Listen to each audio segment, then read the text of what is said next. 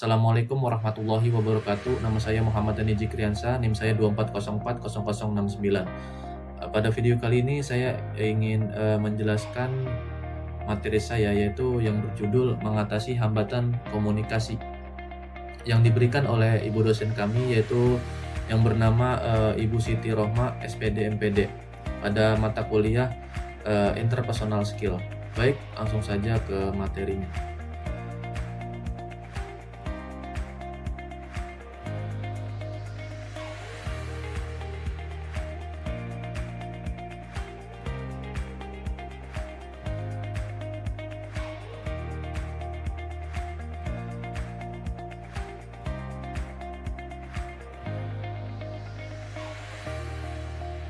Komunikasi adalah bagian tak terpisahkan dari kehidupan manusia. Melalui komunikasi, manusia dapat bekerja sama, membangun hubungan, dan mencapai tujuan bersama.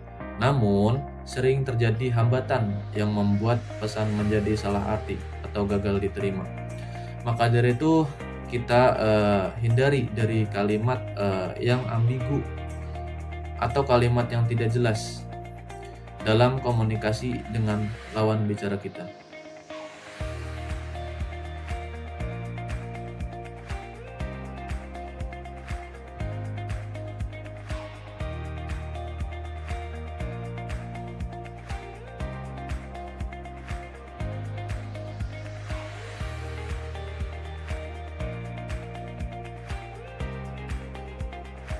Komunikasi berperan penting dalam berbagai aspek kehidupan, di rumah, di sekolah, di tempat kerja, dan masyarakat.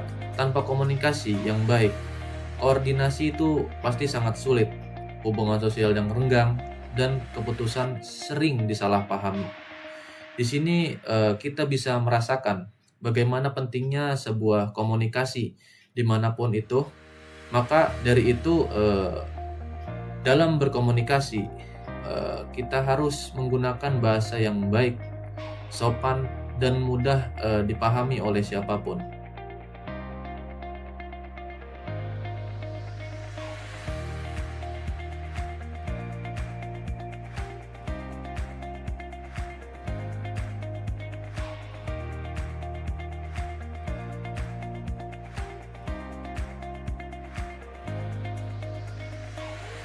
Komunikasi adalah proses penyampaian pesan, ide, atau perasaan dari satu pihak ke pihak lain agar tercapai pemahaman bersama. Komunikasi bisa bersifat lisan, tulisan, maupun nonverbal. Dalam komunikasi, banyak cara untuk kita menyampaikan sebuah informasi menggunakan seperti tulisan. Contohnya, bisa menggunakan surat atau apapun itu.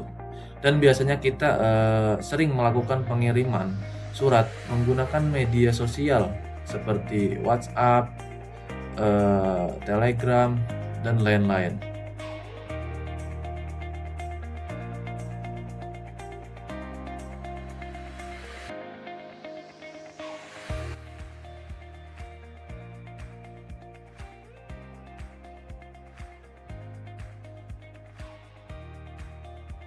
Setiap komunikasi efektif melibatkan pengirim pesan, media, penerima, umpan balik, serta konteks situasi.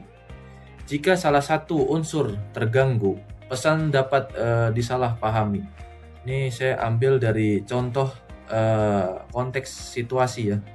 Jadi jika kita mengirimkan pesan, pasti kita menginginkan untuk dibalas. Tapi kita harus tahu bagaimana keadaan yang sedang dialami oleh teman kita. Jika teman kita sedang dalam keadaan bekerja, maka kita tidak boleh mengirimkan pesan yang membuat teman kita salah paham. Contohnya, "Ih, kok kamu sombong amat sih?" Nah, padahal teman kita sedang sibuk mengerjakan pekerjaannya. Maka dari itu kita tidak boleh mengambil keputusan secepat itu.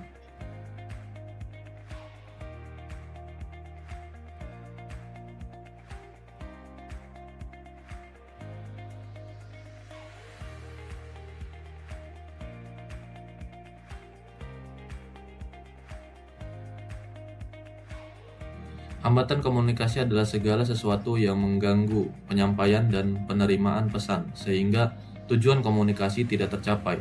Hambatan ini bisa muncul dari faktor teknis, psikologis, sosial, budaya, maupun lingkungan. Pada hambatan komunikasi, ini pasti ada saja sebuah hambatan yang muncul dari psikologis. Misalnya, hambatan psikologis terjadi ketika emosi, perspeksi, atau kondisi mental seseorang memengaruhi kemampuannya dalam berkomunikasi secara efektif. Faktor ini biasanya muncul karena stres, takut, marah, rendah diri, atau prasangka tertentu.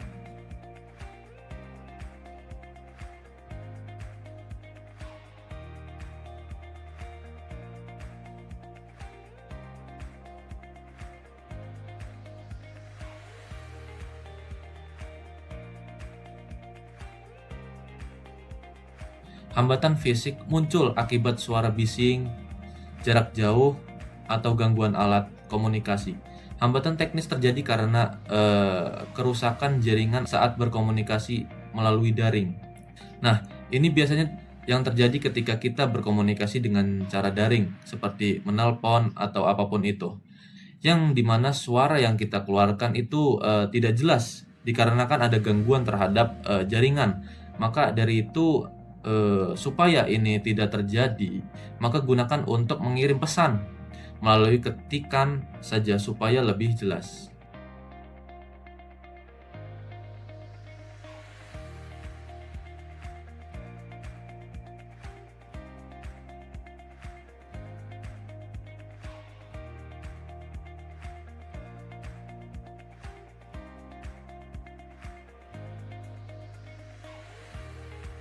Hambatan psikologis muncul saat seseorang merasa takut, malu, cemas, atau marah. Emosi negatif dapat menutup pikiran dan membuat komunikasi menjadi tidak objektif. Dalam pemikiran psikologis, ini sangatlah penting dalam berkomunikasi. Ketika kita sedang berkomunikasi, kita harus tenang dan mencerna apa yang sedang dibicarakan oleh lawan bicara kita, supaya kita dapat melontarkan pembicaraan dengan baik dan menggunakan kata-kata yang mudah dipahami dalam berkomunikasi. Maka dari itu, kita harus hindari dari rasa malu, rasa takut, mudah cemas, dan lebih parahnya lagi, kita hindari dari rasa emosi dalam berkomunikasi.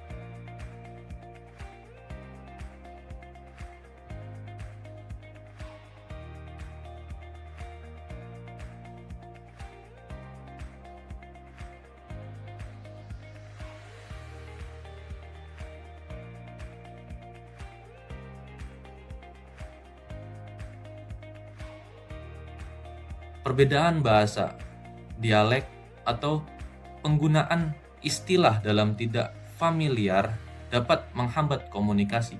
Hambatan semantik terjadi ketika makna kata disalahartikan karena konteksnya berbeda.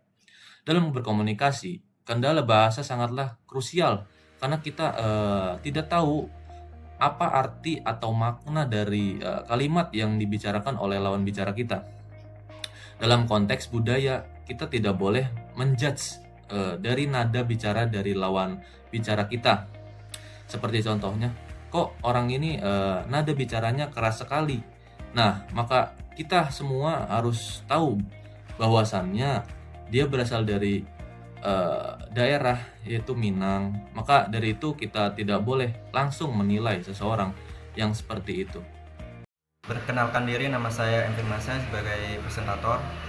Melanjutkan materi dari teman saya, langsung saja.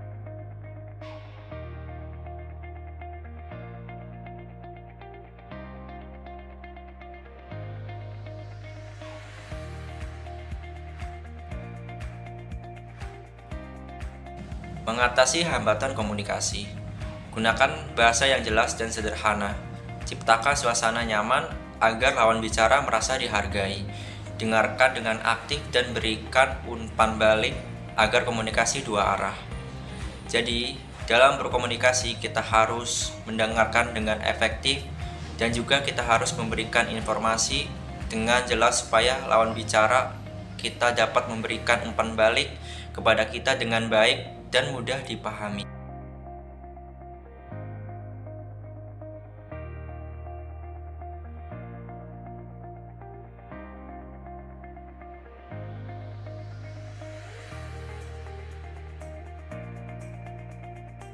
Peran teknologi dalam komunikasi.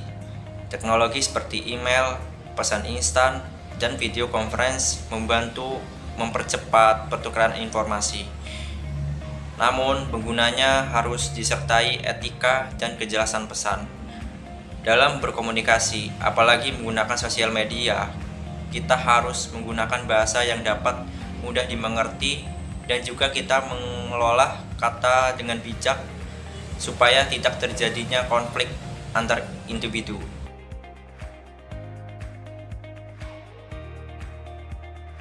Kesimpulannya, hambatan komunikasi tidak dapat dihindari sepenuhnya, tetapi bisa dikurangi dengan keterampilan, empati, dan sikap terbuka. Komunikasi efektif menurut kejelasan, kesabaran, dan rasa saling menghargai. Sekian dari kelompok kami, selebihnya mohon maaf jika ada kata-kata yang kurang berkenan, ya kurang penjelasannya mungkin mohon dimaklumi saja. Saya juga masih belajar. Sekian, terima kasih. Wassalamualaikum warahmatullahi wabarakatuh.